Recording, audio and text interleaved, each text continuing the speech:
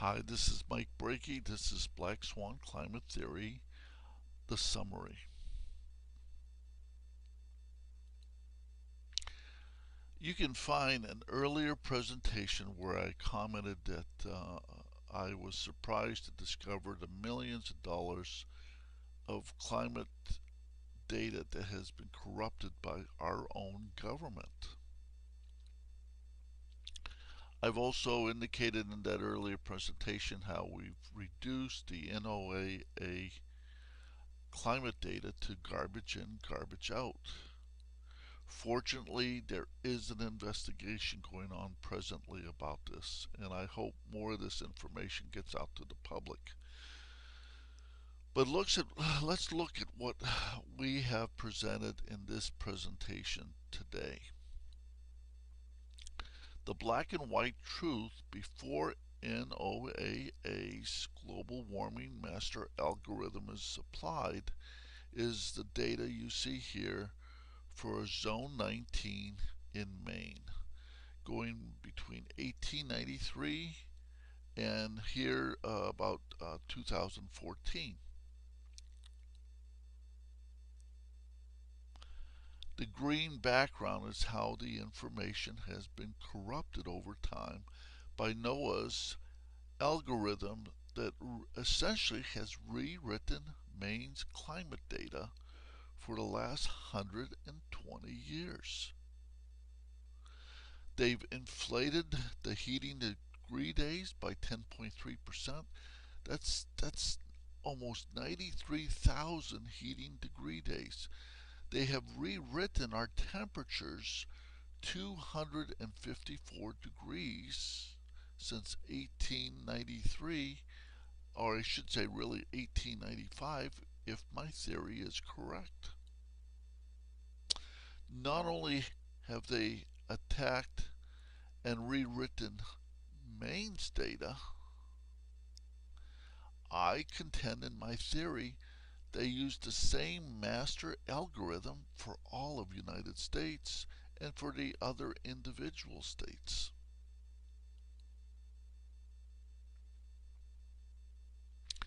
We've looked at this from a number of directions to try to create a hologram of the master algorithm used by NOAA. And here we've shown again how if we take a look at key points along the 120-year history, ultimately through NOAA's algorithms over time, they have kept the quality of the inflection points, but they have done a massive rewrite and lowering and tweaking of the curve itself. Again, over 93,000 heating degree days, which is equivalent to 254 degrees of temperature in their rewrite. Not only in Maine, but as I said before, across the United States.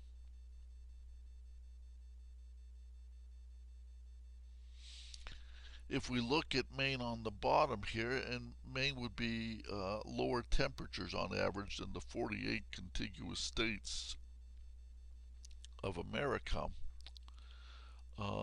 we can see where NOAA has written out their after applications of the algorithm of what United States temperatures have been. And they've essentially, as I've said before, as I contend in my theory, they have applied a master algorithm that has evolved over a number of years to manipulate U.S. temperature data. I have gone to the point if there truly is a NOAA algorithm, and I'm listing it here, we also have a NOAA anti-algorithm that can be derived from it. Below is my yearly breakdown for NOAA algorithm and anti-algorithm that I'm making available to everyone from my research. With that information, we can rebuild any model that NOAA has provided on their website and work the information backwards to see if my theory holds and that it was a master algorithm that can be reversed to find out what the true historical data was in the first place. A blow up of this section concerning U.S. history is shown here, where again, based on reversing this algorithm, it would indicate that NOAA has rewritten U.S. climate history by almost 52,000 heating degree days, which translates into about 142 degrees Fahrenheit that they have redistributed uh, to come up with the same global warming algorithm curve that's shown here. Now I'm talking about theories a lot, and I'm going back to a slide I had in my earlier presentation where Richard Feynman's known to have said, I would rather have questions that can't be answered than answers which can't be questioned. I am questioning the information provided by NOAA on climate data. From my earlier presentation, I deferred to Manhattan Project scientist and college professor Dr. Feynman to remind each of us about the simple rules for formulating any theory or law that he mentioned in this lecture from the 1960s. Now I'm going to discuss how we would look for a new law. In general, we look for a new law by the following process. First, we guess it. Then we well, don't laugh, that's really true. Then we compute the consequences of the guess to see what, if this is right, if this law that we guessed is right, we see what it would imply, and then we compare those computation results to nature, or we say compare to experiment or experience, compare it directly with observation to see if it works. If it disagrees with experiment, it's wrong. And that simple statement is the key to science. It doesn't make a difference how beautiful your guess is. It doesn't make a difference how smart you are, who made the guess, or what his name is. If it disagrees with experiment, it's wrong. That's all there is to it. If it disagrees with experiment, it is wrong. It is up to each of you to weigh the evidence and conclude if Noah's theory of continued global warming meets nature or experimental observations. If you conclude Noah has been repeatedly using computer algorithms to modify and rewrite past recorded climate history to achieve its findings, well then you know Noah's work is fatally flawed. American exceptionalism, as I said in the earlier conclusion of the prior presentation, comes from true science. Observing nature as it is, not blinded by dogma, consensus, or what elites dictate nature should or should not be. True science captures nature's truths in a mirror that does not distort reality. Even when it comes to my theory, I suggest to all of you not to believe what I say, but to check out the evidence yourself. That's the true science. Maybe I have flaws.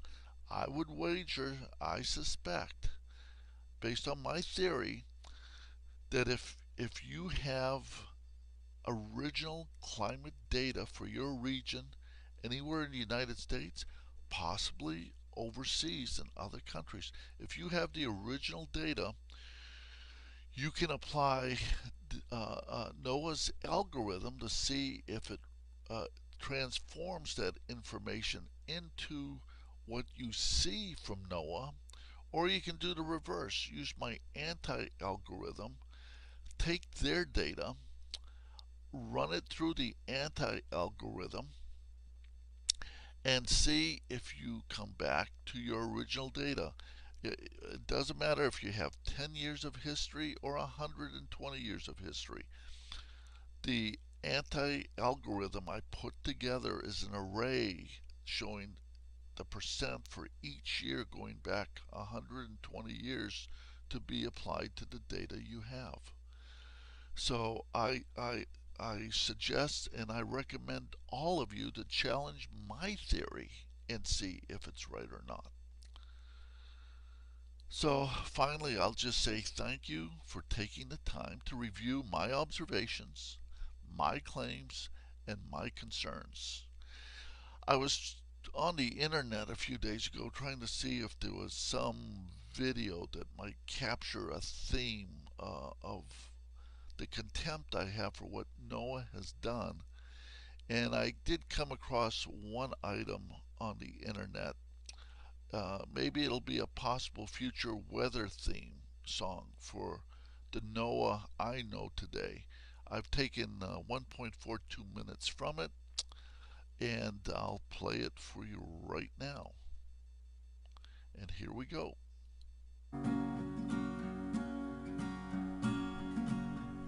Don't piss down my leg and tell me that it's raining. You know my mama didn't raise a fool. There's not a word of truth or honest compassion in any of the things you say or do. You go against the will of the people you govern, saying you know what is best. Oh, don't piss down my leg and tell me that it's raining, leaving me standing in your mess. The people that you fooled are getting real mad. They all trusted you and now see that they've been had. Those of us who knew you were just a fake are paying for mistakes that we didn't make. Don't piss down my leg and tell me that it's raining. You know my mama didn't raise a fool. There's not a word of truth or honest compassion in any of the things you say or do. Your liberal agenda has become apparent to everyone except the press. Oh, don't piss down my leg and tell me that it's raining, leaving me standing in your mess. Again, thank you for your time and investment in this presentation. Good day.